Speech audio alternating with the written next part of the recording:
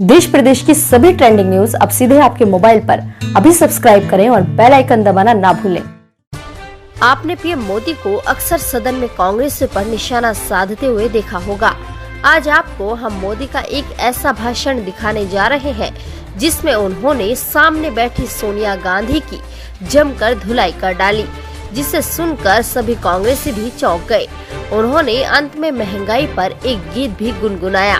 सुनिए पीएम मोदी का ये दमदार भाषण। इन सारी मुसीबत के मूल में एक सबसे बड़ा कारण ये है कि एक गरीबी से उठा हुआ इंसान जिसने कभी दिल्ली के गलियारे देखे नहीं थे, उसने इतनी बड़ी सल्तनत को चुनौती दे दी, वो पचा नहीं पा रहे।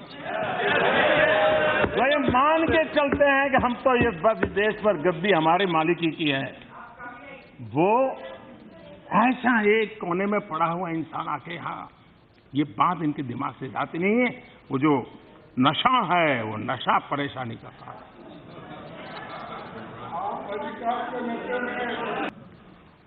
और हो सकता है कि कविता जो हुस्न से शुरू होती थी वो उनकी नजर गई। मुझे समझ नहीं आया कि उनको हुस्न वाली पंक्ति क्यों पसंद आई। लेकिन उसी कविता में अगर आपने जिस परिवेश से आप पैदा होकर के आए हैं, आपके परिवार ने जिस संघर्ष से आप निकला हुआ है, अगर वो चीजें आपको याद रहती तो हुस्न वाली पंक्ति है तरफ नजर नहीं जाती। अगर वो होता तो आपकी नजर जाती। और मुझे तो बहुत बराबर ये चीज दिन रात याद रहती है आप लोगों के कारण। उस कविता में लिखा है, जब कभी झूठ की बस्ती में सच को तड़पते देखा है,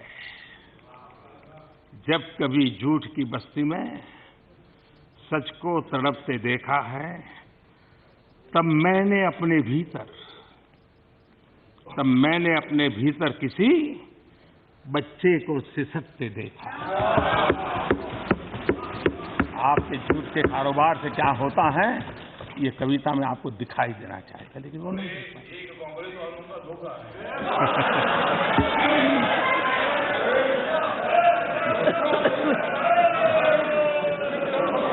अगर सच वो बचा होता तो उसकी आगे की पंक्ति आपको जरूर दिल को छू जाती। आगे की पंक्ति है, अपने घर की चार दीवारी में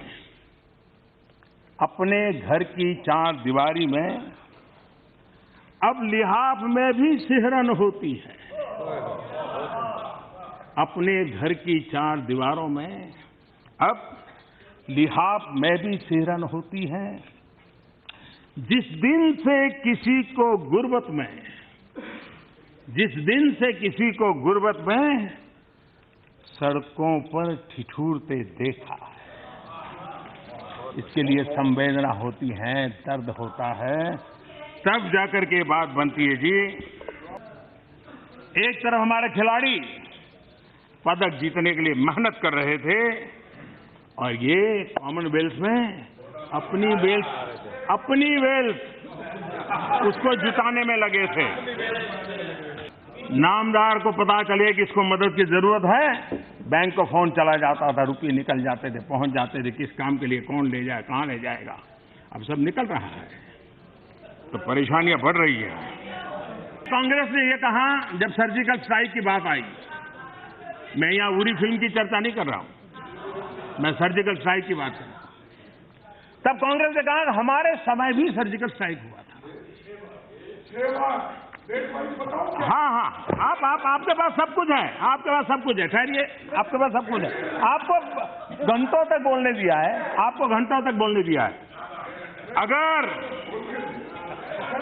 उस समय सेना की वो हालत ही नहीं रहने दी थी, आपने सेना को एक प्रकार से आपने नियस्ता बना दिया था।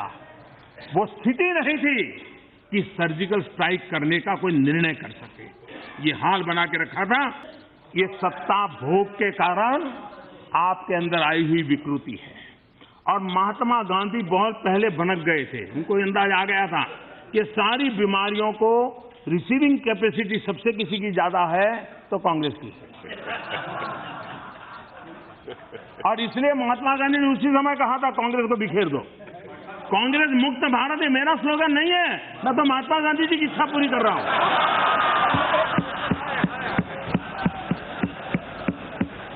और 150 साल है महात्मा गांधी जी के, ये श्रद्धांजलि के रूप में ये काम करना ही करना है। बाबा साहब अम्बेडकर ने कहा था कि कांग्रेस में शामिल होना आत्महत्या करने के समान होगा। ये बाबा साहब अम्बेडकर का वाक्य। कांग्रेस में शामिल होना आत्महत्या के समान होगा। आज यहां सदन में महंगाई को लेकर भी कुछ बातें हुई, हकीकतों से बिल्कुल परे, सच्चाई से परे।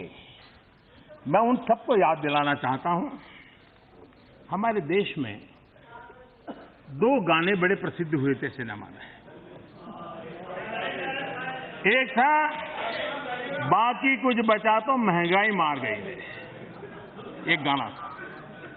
और दूसरा गाना था महंगाई का जो पॉपुलर हुआ था, महंगाई डायन खाए जात है, महंगाई डायन खाते जाते हैं।